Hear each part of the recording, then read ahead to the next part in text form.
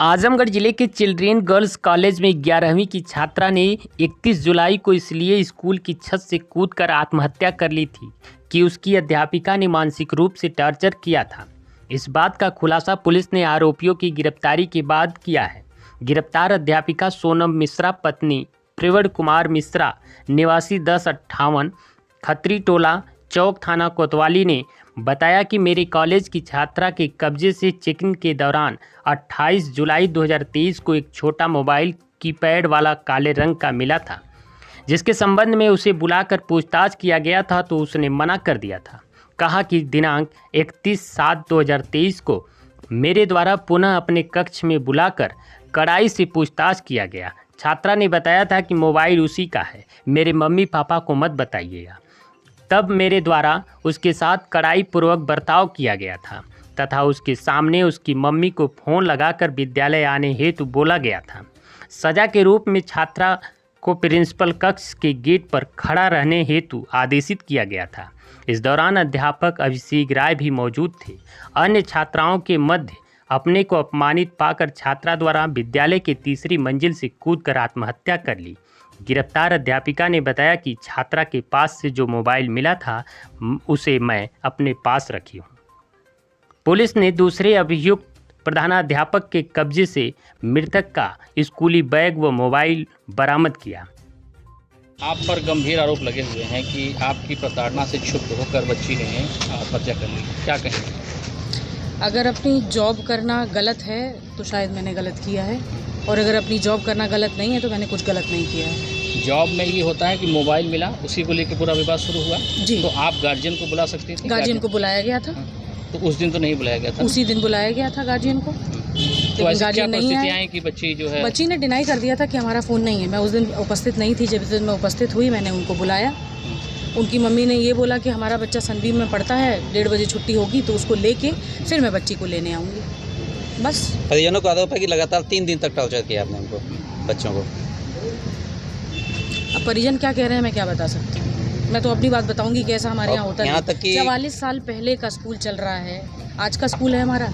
यहाँ तक कि क्लासरूम में भी बच्ची को ले जा के सबको पहचाना गया किसी यही बच्ची है, इसी ने जो है मोबाइल निकाला था। वो मेरे ऑफिस के बाहर खड़ी थी, कैसे क्लासेस में लेके जाया गया? मतलब बच्चे वहाँ के भी कह रहे हैं ऐसे। बच्चे ऐसे हमारे बहुत भी हैं, वो ये कह रहे हैं कि ऐसा कुछ भी नहीं हुआ है। तो अच्छा मैडम, एक सवाल ये बताइए कि इस पूरे मामले में पुलिस ने कहा है कि छात्रा आपके ऑफिस के बाहर घंटों खड़ी थी, अंदर गई, फिर आपके ऑफिस से निकलकर बाहर गई। आखिर अंदर ऐसा क्या हुआ था? आपसे किसी तरह के हाव तक हुआ था? किस तरीके की बात हुई? घंटों तो नहीं खड़ी रही, 15 से 20 मिनट मेरे ऑफिस के बाहर खड़ी रही। वजह क्या थी? यही वजह थी कि उनकी मम्मी, मैं अपने बच्चों को बाहर ही रहती हूँ कि मेरे सामने रहेंगे, माँ बाप आएंगे भाई हम दे देंगे उनको वापस। तो बच्चा क्लास टीचर में क्यों नहीं, क्लासरूम में क्यों नहीं बैठाया गया?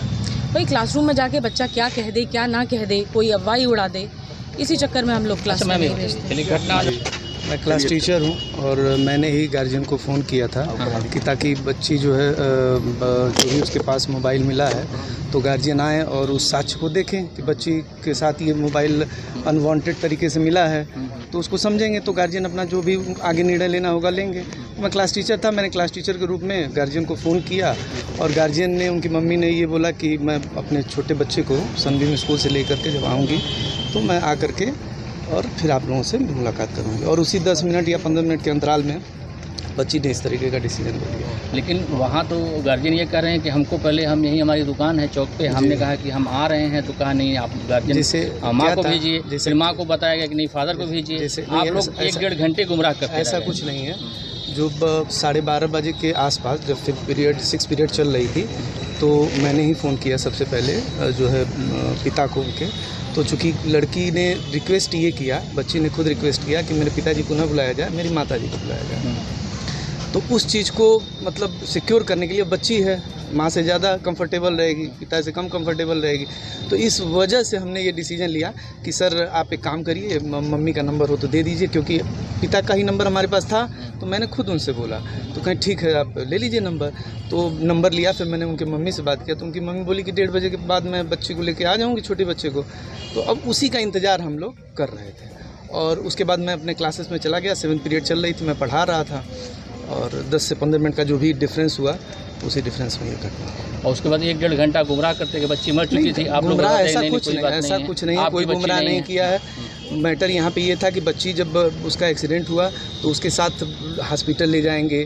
पहला काम तो ये है हमारा कि पहले हम उसको बचाने की कोशिश करेंगे ना, तो पहले तो वही किया गया, पहले उसको बचाने की कोशिश की गई। रमा हॉस्पिटल ले गए, फिर वहाँ उन्होंने मना कर दिया, तो हम लोगों ने सोचा हो सकता है इनके पास फैसिलिटी ना हो, तो फिर लाइफ लाइन ले गया आदमी, तो वहाँ भी जब कर दिया गया। तो ये सब काम में तो 5 मिनट तो लगेगा नहीं सर, अगर आप इतना यहाँ वहाँ दौड़ेंगे तो कम से कम 15-20 मिनट 25 मिनट तो लग ही जाएंगे। और गार्जियन तो का ये भी आरोप था कि बच्ची के साथ और तब तक कुछ गलत हुआ है। ऐसा कुछ नहीं है, अगर इन्होंने ऐसा आरोप लगाया है तो वो उनकी मतलब अब क्या मैं कहूँ, उसके लिए मैं कुछ नहीं कह सकता।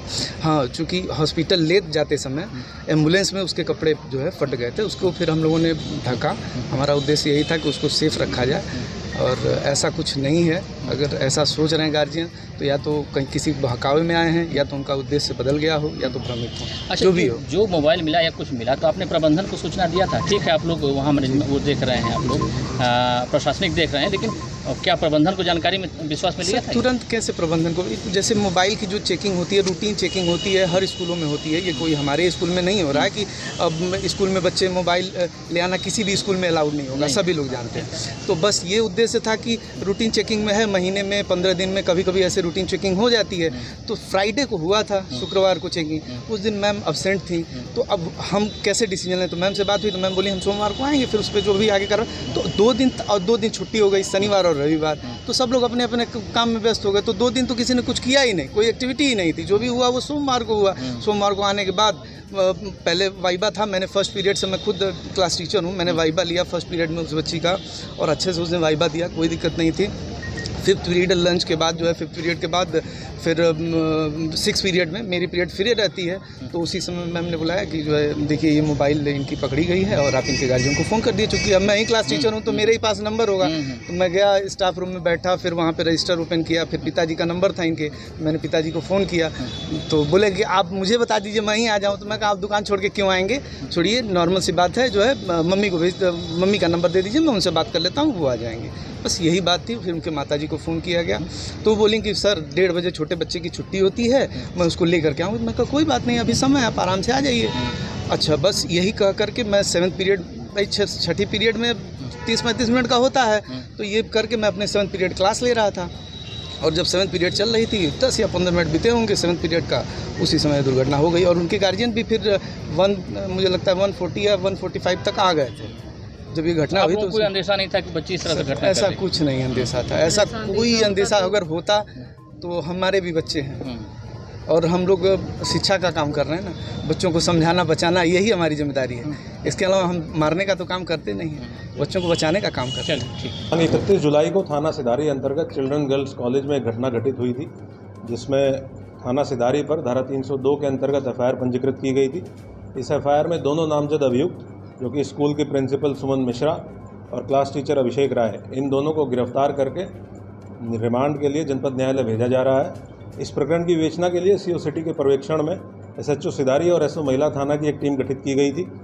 इनके द्वारा पूरा साक्ष्य संकलन किया गया है।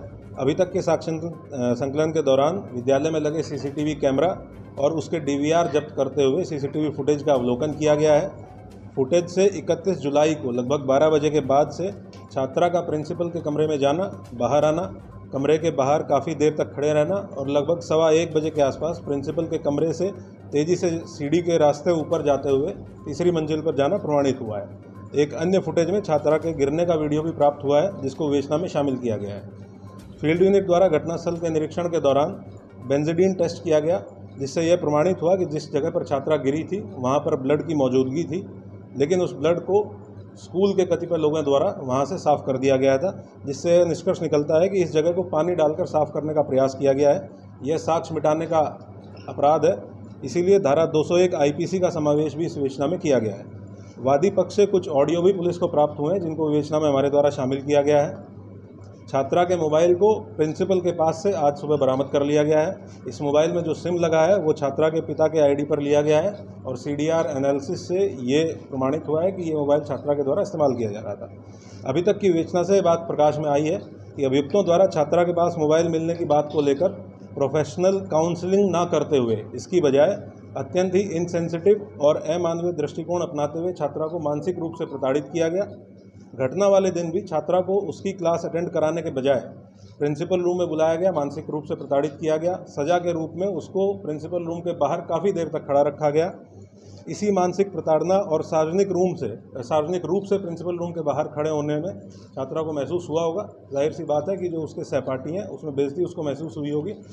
इन्हीं सब मानसिक प्रताड़नाओं के कारण उसके द्वारा तत्काल वहाँ से निकलते हुए और ऊपरी मंजिल पर जाकर वहाँ से कूदकर आत्महत्या कर ली गई।